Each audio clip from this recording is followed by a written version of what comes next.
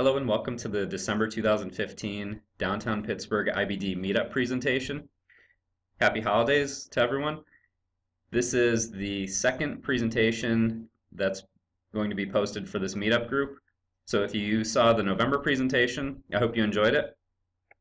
And if you have any feedback on that, please send that to me through the meetup page. My name is Eric Rossi. I'm the co-organizer of this meetup group. Review from last month, this group's mission statement is to educate individual investors about the CAN-SLIM investing strategy.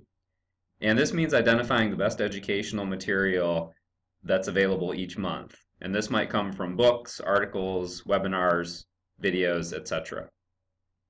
So the goal here is to save you time so you don't have to go through and read 10 articles a day and watch 2 videos a day on investors.com. Instead, you can come here and within 1 hour each month, get the best of the best information.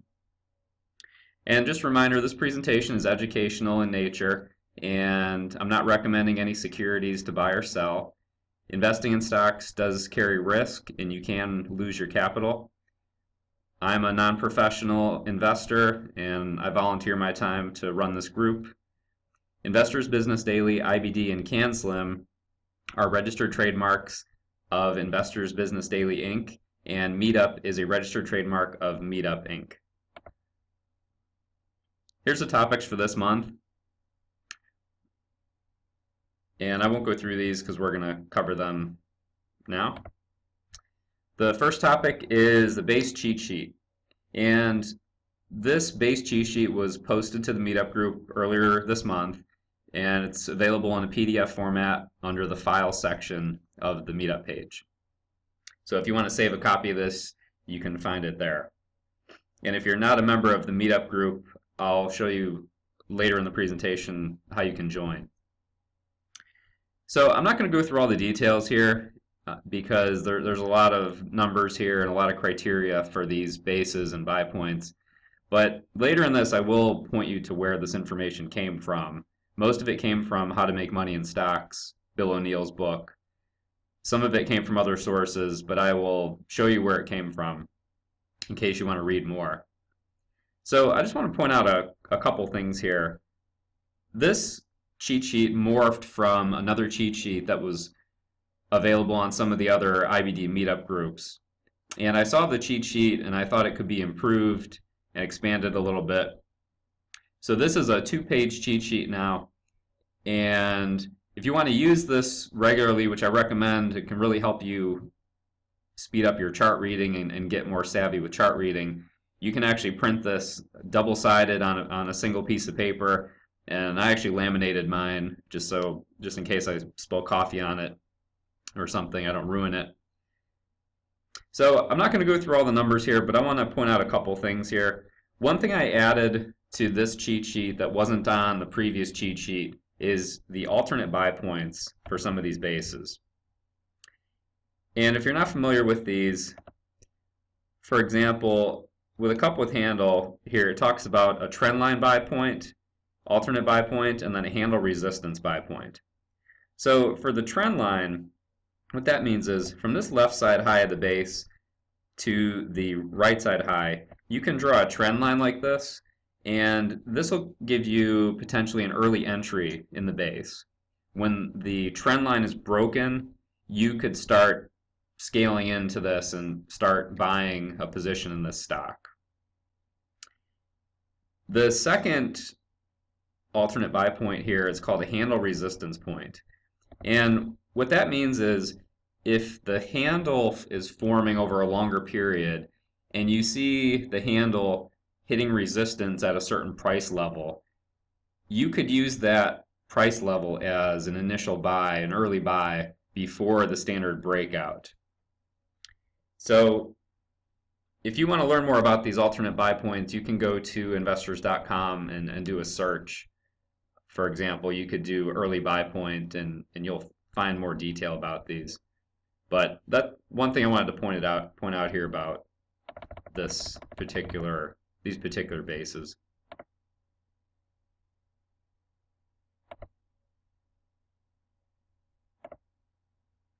Okay, the next two bases are double bottom and a flat base. These are two of the classic bases, the most common ones that IBD talks about.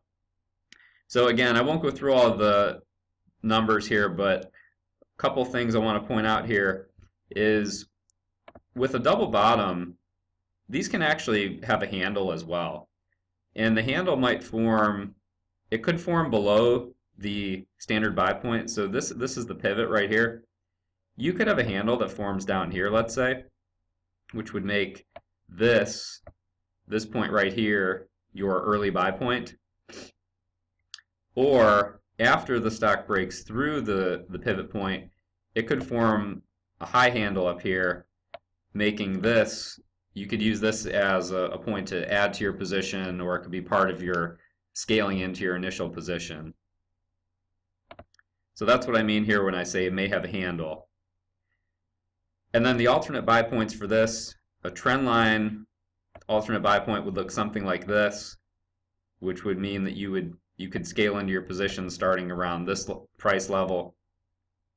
And then shakeout plus 3 means if you take this first low here and you add 3 points to that, or you add 10% if it's a higher price stock, you can get an early buy point around here, let's say. So if the stock is trading $30 or less a share, you can add 3 points to it to get that shakeout plus 3 early buy point. If the stock is a higher price than $30, you can do a shakeout plus 10%. And if you want to learn more about that, again, you can go to investors.com, do a search for shakeout plus 3, and there are some Investors Corner articles that are available for that. And on the flat base, again, you can do a trend line early buy point on a flat base. Now, in order to do that, you wouldn't be able to do it on this particular flat base because this isn't really showing a trend line buy point that's available. But if the flat base, let's say that these highs here were more around this point, let's say they were rounded up like this instead, then you could draw a trend line something like this. And when that trend line's broken, this could be an early buy point before the standard breakout. And the other alternate buy point for the flat base is called a resistance point. So let's say that, again, let's just say that these peaks were hitting around this red line instead. When the stock breaks through this red line, you could make that an early buy point as well. And that's what I mean here by a resistance point below the standard buy point being right here.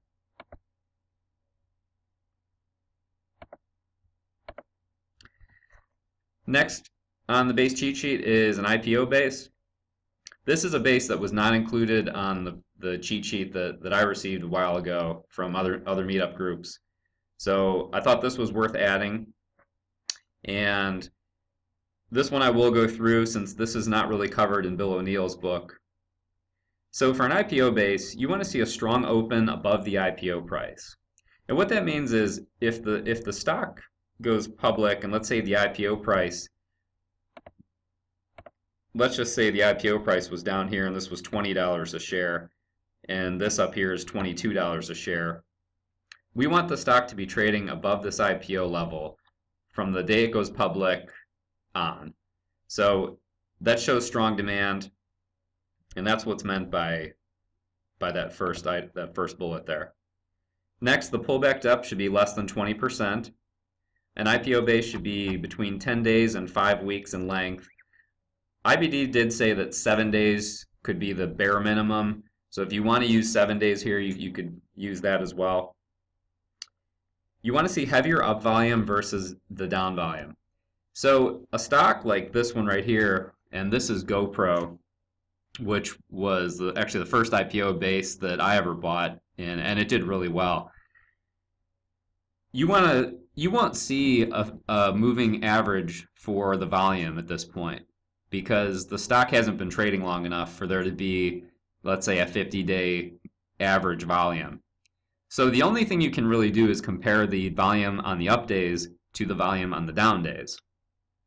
And you generally want to ignore the first 2 or 3 days of trading, especially the first day, because when a company goes public, that first day volume can really spike through the roof, and then you'll see it settle down in the days after. So you really want to start around the day 4 when you're doing your volume comparisons. You want to look for a powerful move after the breakout day. And what that means is after the breakout day, which is this day, would be this day right here, where it breaks above the buy point, you want to see it continue to go higher after that. So if it breaks through and then it kind of meanders around the buy point or comes back below it, that's not great. We want to see it keep moving higher. That really shows that there's demand and that it could keep moving higher. And I don't have the rest of the GoPro chart here, but I believe GoPro, even right after the breakout day, it just kept going higher for several weeks. And I already mentioned we never want to see it trade below the IPO price. Okay, and the next base over here is a 3 weeks tight, and this just means that on a weekly basis you want to see a stock closing within 1% of the prior week or the prior 2 weeks. So we want to see 3 weeks that are all closing within 1% of each other, and then you can take the high, and the high point in those 3 weeks becomes your pivot point. And that's an add-on buy point. That's not typically a place to take a new position. Next base is called an ascending base. This is a little more rare. You don't see these too often, but this, according to IBD research, this is one of the most powerful bases that you'll see. So for an ascending base, you basically want to see 3 pullbacks. So that would be 1, 2, 3. And each pullback you want to see between 10 to 20% depth. The length of the overall base should be 9 to 16 weeks. And you want to see each low higher than the previous low. So this low is right here. The next low is higher than this low. And then the third low is higher than the second low.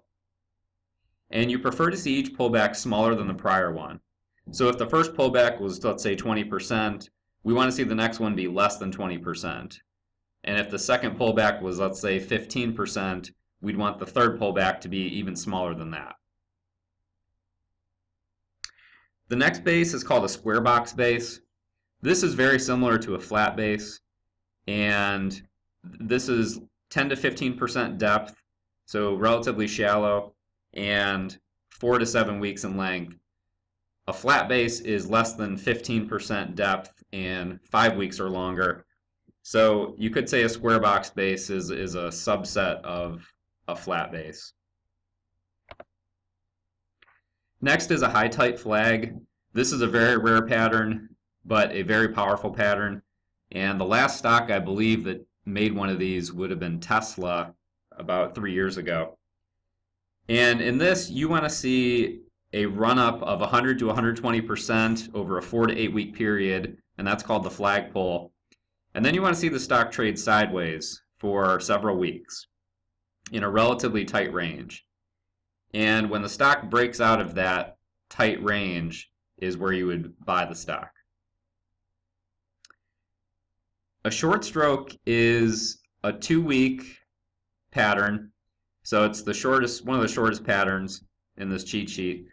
And this is where a stock jumps 15 to 25% the first week. Typically that'll occur after an earnings report. And then in the second week, it trades in a very tight range from there. And the second week would close within 1% of the first week high. And the second week will trade just slightly below the first week as well. And we also like to see smaller volume in the second week versus the first week. Now, if a stock increases 15-25%, you're probably going to see really big volume that first week, and the second week most likely is going to have shorter volume. The last items in the cheat sheet, a pocket pivot is a buy point. It's an early buy point. This is not discussed anywhere in Bill O'Neill's book or investors.com. This is a buy point that was created by Dr. Chris Katcher and Gil Morales, and they are both former portfolio managers that worked for Bill O'Neill. And I'll show an example on the next slide of a pocket pivot and where you can learn about more. But basically, it's an early buy point while a stock is forming a base. And it occurs on a day, an up day, that has volume greater than the prior 10 in the prior 2 weeks, any down days. Ideally, it'll occur near one of the key moving averages. If there's tight trading before that pocket pivot day, that's a good sign.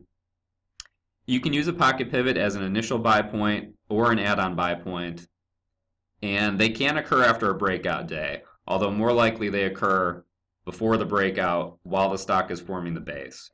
So I'll show an example in the next slide.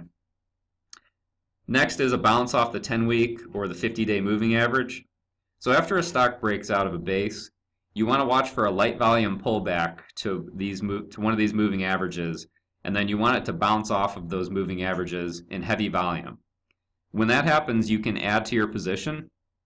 You want to buy as close to the moving average as possible.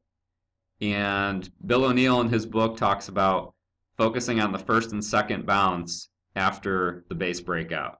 So a third or fourth bounce off these moving averages is a little more risky than the first couple.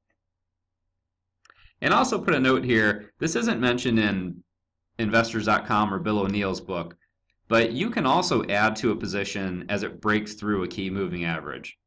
What I mean by that is if a stock breaks out of a base and then it, let's say, runs 15%, and then it pulls back, let's say it pulls back on low volume and goes beneath the 10-week moving average. If you're still holding it and the stock a few weeks later breaks through that moving average in heavy volume, you can add to your position there. So that's just something I recommend. It's not mentioned anywhere in Bill O'Neill's book. Next is a breakaway gap. This is basically just a gap up in huge volume, and this will usually occur after an earnings report. And this is a case where you can buy on that gap even if the stock is extended from a proper buy point. And I'll show an example of this, a recent example of this that I actually bought. And then the last item in the base cheat sheet is just some general chart reading tips. These are just things you can look at when you're reading a chart. This is helpful to make sure you catch everything. You can look at the base characteristics. If it's a cup-shaped base, is it the right length? Is it the right depth? How's the volume? You want to look at what stage the base is. Early stage bases are more likely to succeed than late stage bases. You want to look at the relative strength line. You want to look at resistance and support levels. You want to look at the moving averages. Are the moving averages pointing up, or are they pointing down or sideways? Is the 50-day moving average above the 200-day moving average? Is there space between them? Those are the kinds of things you can look at there. You want to look at closing range. Is the stock tending to close in the highs for the day or the week, or is it tending to close in the middle or the lows? Are there any trend lines you can draw in the current pattern that could give you an early buy point or a place to add to your position? And last is the daily spread or the volatility. So the more volatile a stock is, the higher the daily spread generally is going to make it harder for us to hold the stock. Generally, we want stocks that are less volatile and have a smaller daily spread.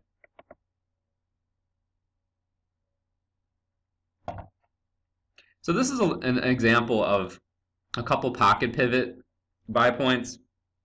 And if you want to see these or learn more, you can go to this website, thevirtueofselfishinvesting.com, which is Chris Katcher and Gil Morales' website.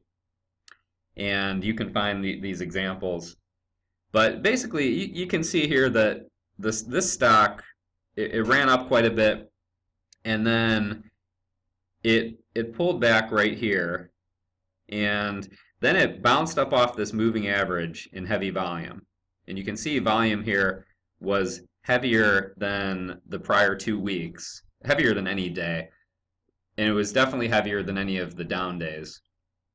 So that makes that a valid pocket pivot. And then the second pocket pivot on the far right side here is the same thing. It basically, in the prior 10 days, any of those down days have much lower volume than that day. That day bounced through a couple key moving averages in heavy volume. That makes that a valid pocket pivot. And I'll give you a resource later if you want to read more about pocket pivots. This is a breakaway gap example. This was Paycom software, which I actually bought this as on this breakaway gap, and you can see it didn't work out in this case, unfortunately. But this is a good example of a breakaway gap. This stock had formed a flat base with a buy point right here. And you can see that on this gap day, here, it gapped way above that buy point. So it was extended when the stock opened that day. But you can still buy these because breakaway gaps typically, they signal high institutional demand, and a lot of times the stock will keep running after that. You can also look at stamps.com was a recent example that is working still. This one did not work. You can see this breakout failed. But this is what a breakaway gap looks like.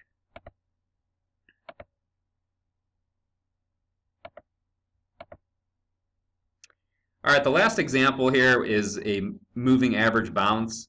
So in this example, you can see that this stock formed a double bottom base, and then the breakout actually occurred on the first bounce off the 10-week line. So the stock broke out and bounced off the 10-week in the same week. And then you can see some weeks later that there was a second bounce off the 10-week line. And that makes that a valid add-on buy point when it bounces off that 10-week. So I just wanted to show this since the base cheat sheet doesn't have a chart or a little example for this particular buy point. To sum up the base cheat sheet, if you want to learn more about the chart patterns and where the information came from, most of it came from How to Make Money in Stocks, Bill O'Neill's book, and I even give the page numbers here. For IPO bases, those are not mentioned in his book. At least I didn't see it. So if you want to learn more about those, there was a recent webinar on IBD TV called IPO Trading Strategies. And it was an hour long, and they talked about a lot of the criteria that I put in the cheat sheet here. So that was September 2nd of this year if you want to find that on IBD TV. And again, here's where you can find more about the other patterns. Some of these were not available in How to Make Money in Stocks or not in sufficient detail. So like a short stroke, for example, I quote here an Investors Corner article that you can find on investors.com. And for pocket pivots, those are mentioned in Chapter 5 of Trade Like an O'Neill Disciple, which is shown here.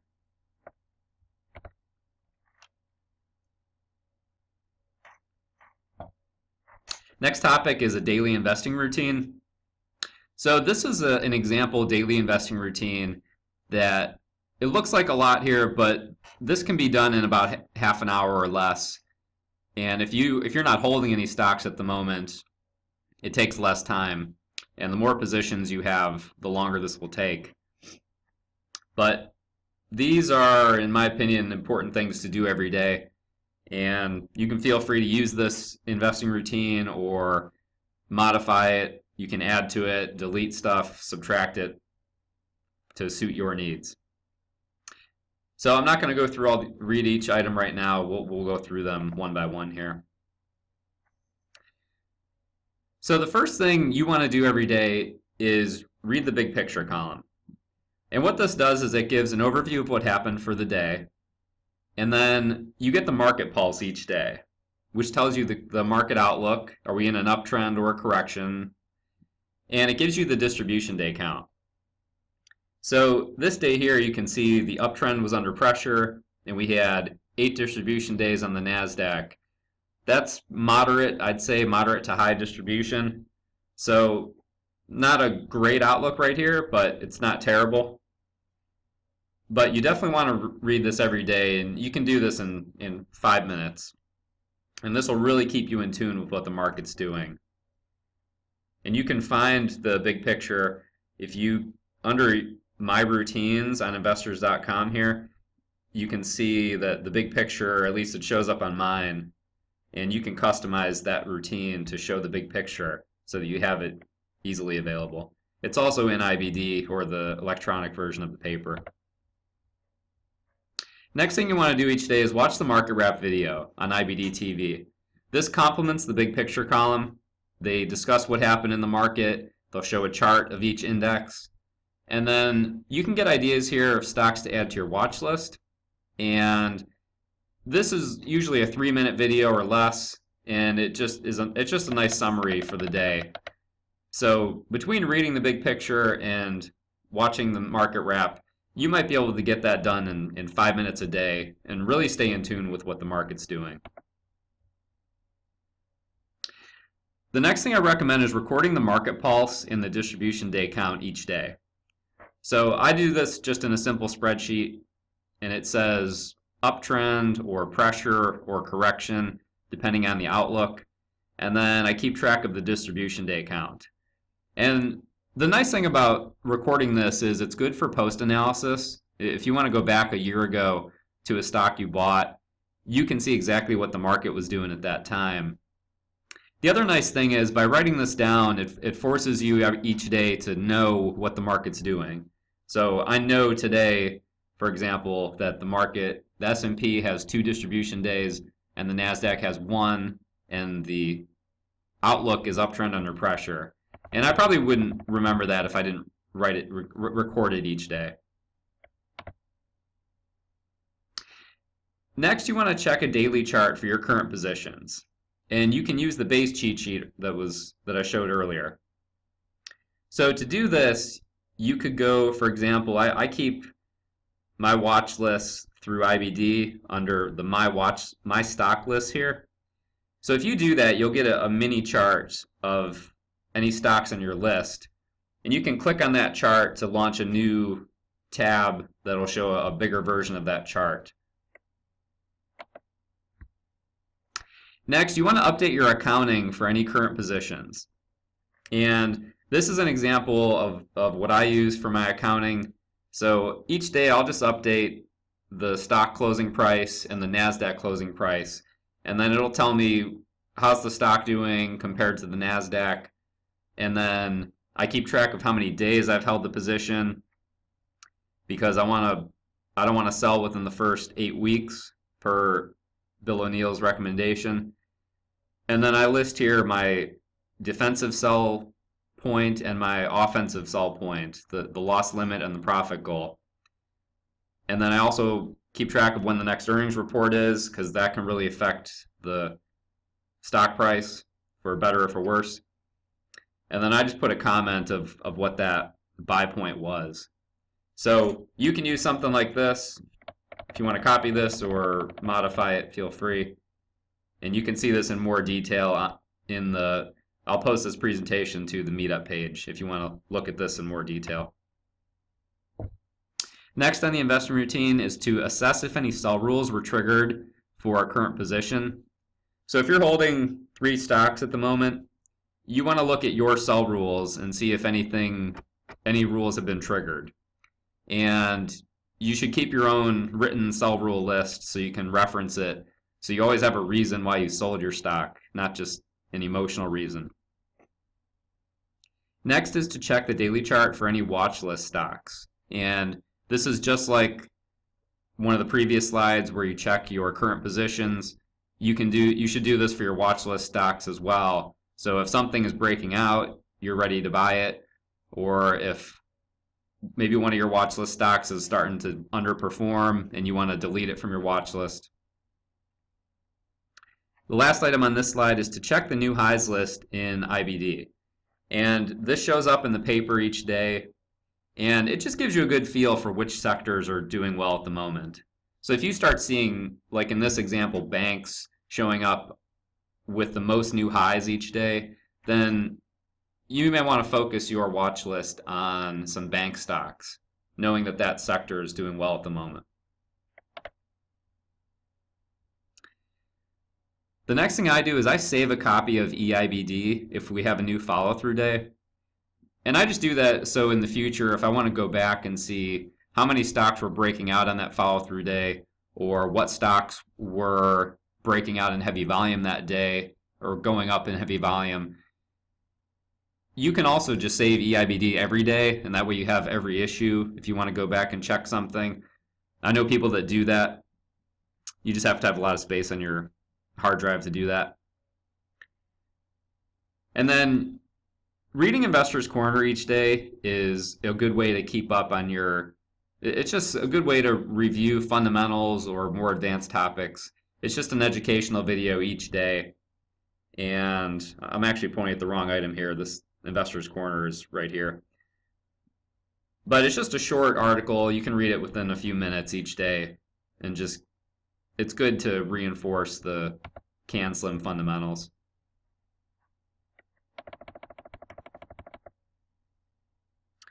Next is Kenny Polcari is a guy that he works for, my understanding is he works for O'Neill Data Securities, and he works on the New York Stock Exchange floor.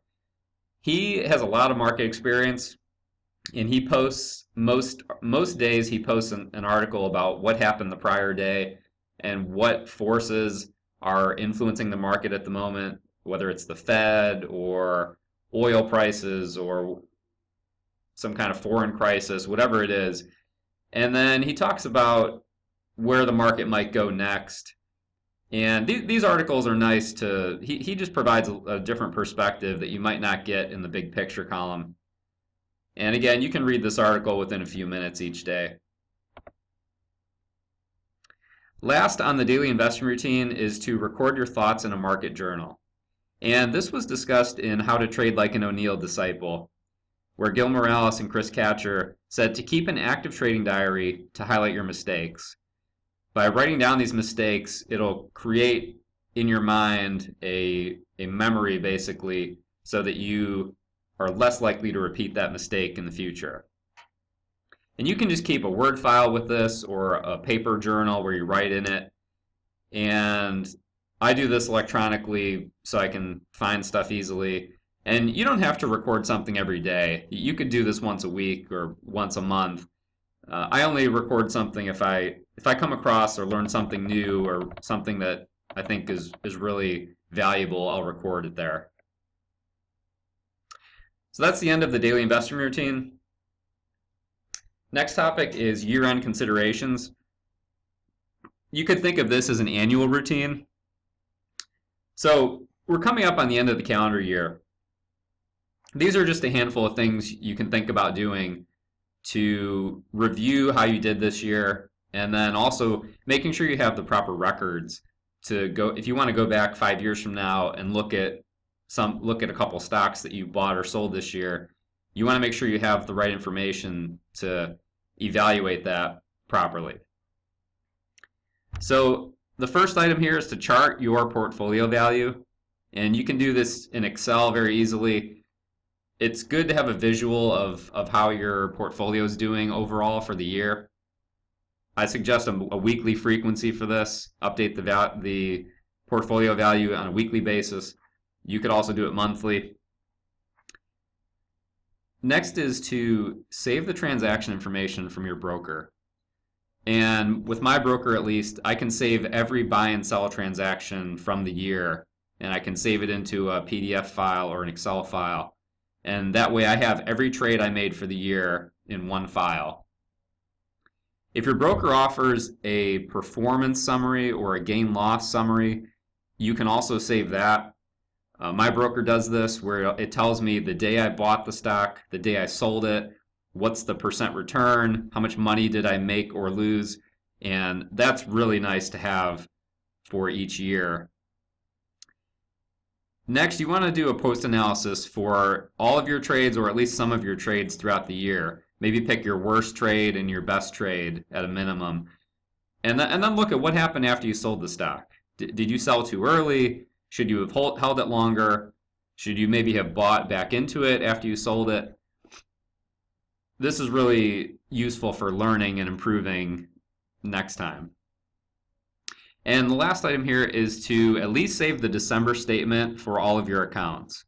So if you have a Roth IRA and a 401k and a stock account, save at least the end of the year statement so that you have a record for what happened this year.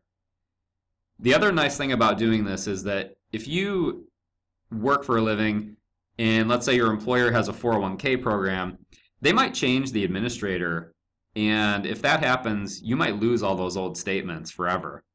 So by saving it at least once a year, save your December statement, you'll have a summary of how much did I contribute this year to the account, what was the percent return, maybe it'll list the positions that you had. So that's really useful to have as well. So you could think of this as an annual routine that you could perform. Next topic is the Fed. And the Fed did finally raise interest rates by 25 basis points on December 16th. And this was big news. This was long anticipated and long discussed. It was the first rate increase since July of 2006. And one thing I want to note here from the big picture column on December 16th is that the rate hike was widely expected, so it was good. It added some certainty to the market by following through with what was expected. Now the question is, what's going to happen in 2016? The Fed expects to continue raising rates slowly over time, and if they do continue doing that, we're probably going to start seeing the market decline. Historically, that's usually what happens when interest rates start going up. The market will tend to start underperforming. But we want to keep an eye on this. If the Fed says they're going to continue raising rates and then they don't act on it, that could also be bad for the market because of the uncertainty. And another article I saw this month was about the effect that a rate hike could have on bank stocks. And basically they're saying here that small regional banks tend to perform well in an environment of increasing interest rates. So one stock here that they mentioned is Bank of the Ozarks that has been in a lot of IBD lists lately.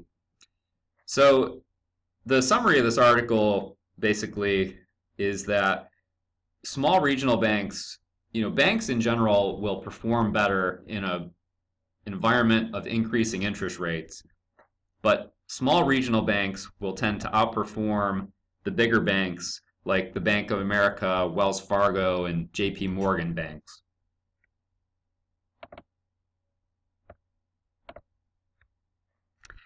Next topic is other investing groups. So if you want to join some other investing groups and get some perspectives beyond what I'm providing here, these are some options here. The first one is the Petaluma, California IBD Meetup group. This is run by Lee Tanner, and he was actually my inspiration for starting this group. He posts a monthly video just like this. His videos tend to be longer, and he goes into more detail of looking at individual stocks. And he also does some videos where he goes through a model stock. He just did one for Skechers this month.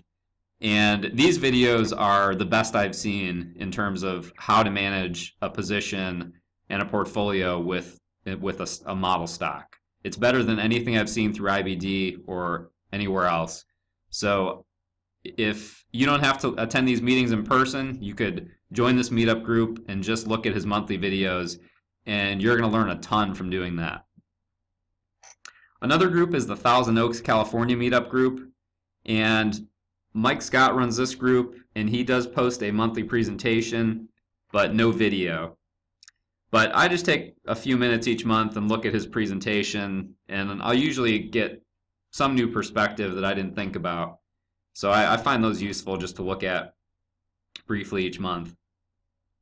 The Tacoma, Washington meetup group is run by Heather Green, and she has a lot of great videos on there. They're not quite as in-depth as what Lee does, but she has a lot of good information there. She also does some day trading and swing trading if you want to learn about that. Another group, if you live in Pittsburgh, there is an IBD meetup group based out of Canonsburg, and they meet in person once a month.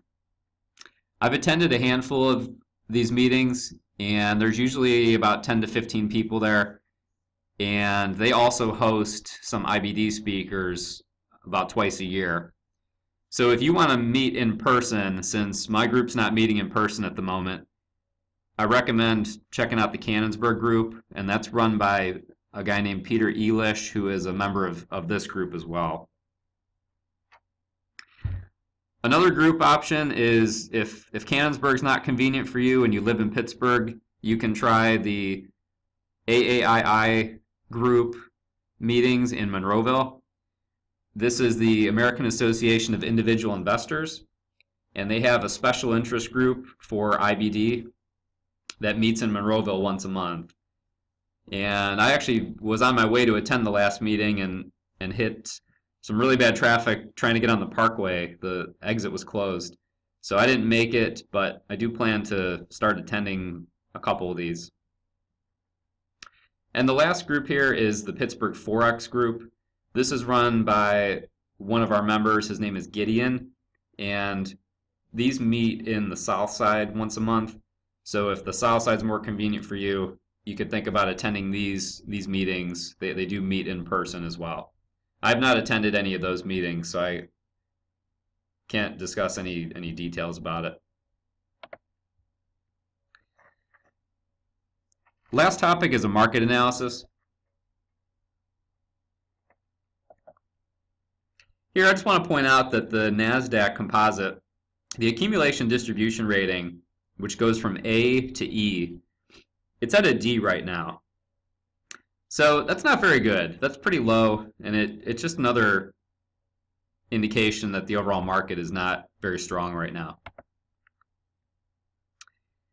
And as of December 24th, the market uptrend is under pressure. We have one distribution day for each of the major indices.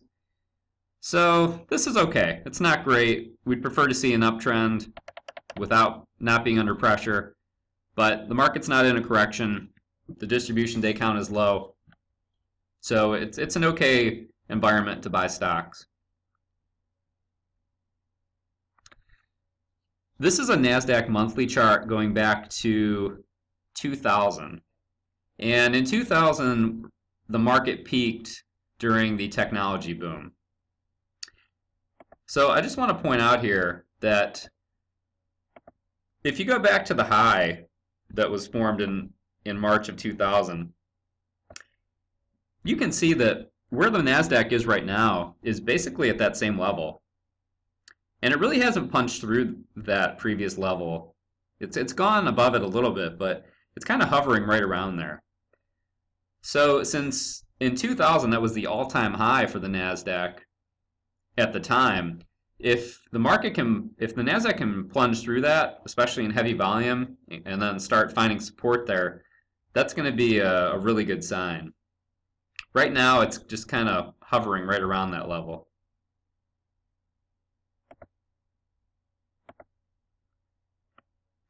This is a NASDAQ monthly chart going back to 2006.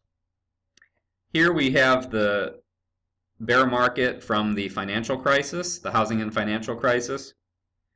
And then you can see that we've been in a long bull market uptrend ever since, all the way down from here. And we're clearly still in a bull market right now. So it's still an okay environment to buy stocks, even though the past 2 years have been pretty tough for growth investing. But you can see we've been running for a long time here. This is one of the longest running, actually this is the longest running bull market since 1970. This is the NASDAQ weekly chart, and I'm not going to go too much into the past here since I covered this last month, but you can just look at the last 4 weeks here, and we had this blue week here that we had. In that week, the NASDAQ in heavy volume, the NASDAQ was up in heavy volume that week, above average volume. And during that week, the 10-week moving average moved above the 40-week. So the red line moved above the black line. And that's a good sign. However, you can see that these next 2 weeks here, the market was down and volume was increasing here. So that's not such a good sign, and it moved back beneath both of those moving averages. And right now it's kind of in between the two moving averages. So we'll just have to see what happens here, but if that 10-week moving average stays above the 40-week, that's going to be a good sign. And you can see that for all the way the whole history of this chart, the red line is above the black line. So the fact that this was true for so long and now it broke beneath it, it's not a great sign. Last, we'll look at the daily chart of the NASDAQ, and a couple things I want to mention here. We recently had a follow-through day, and the market went into a confirmed uptrend. And that was a third day follow-through, and I'll show that on the next chart. And this is an excerpt from Bill O'Neill's book where he talks about follow-through days usually occur on days 4 through 7 of the rally attempt. And occasionally it can occur as early as the third rally day. And if that happens, you want the first 3 days to be very powerful and on heavy volume. And then there's a note here from the big picture column on the day of the Fed rate increase, and the market was up. IBD was basically saying, we really can't draw any conclusion at this point about the market because it's been so choppy and sideways, and it seems like as soon as it starts rallying and looking promising, it just comes crashing right back down, and it's just been trading in a narrow range for a long time here.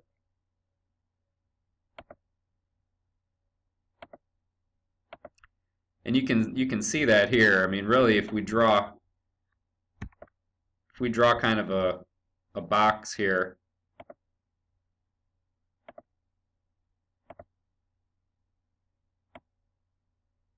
generally it's been in this box, except in this portion here. But you can see we're just really not going anywhere. It's right now just moving sideways. And this was the most recent follow-through day right there. So we had three days. This was day 1 of the new rally attempt here. And so Bill O'Neill says, hey, you can have a follow-through day on a third day, and all 3 days need to be powerful. So the first day here was a huge support day, and volume was heavy. Volume was above average here. So that was a pretty powerful day. However, it didn't really finish up that much from the prior day. The next day was definitely powerful as the market gapped up, and again on above average volume.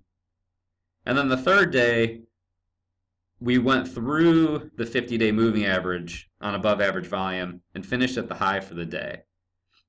So overall, these were three pretty strong days. The one thing I didn't like is that volume was decreasing here as the stock was moving up. We'd prefer to see volume increasing as it's going up. And then the other thing is a little questionable is that first day really didn't increase in value that much from the prior day, but it was a big support day. So overall, looking at the daily chart in recent days, it looks okay. Not really clearly great or clearly terrible. So, in conclusion, if you're not a member of this meetup group, you can join by following this link down here. You do have to create a free meetup account to join, and it doesn't take long. And if you're wondering why you should join, there's files that get posted to the meetup group, like this presentation and the base cheat sheet that I discussed earlier. So if you join the group, you'll have access to all those files, and then you'll be notified whenever anything new is posted.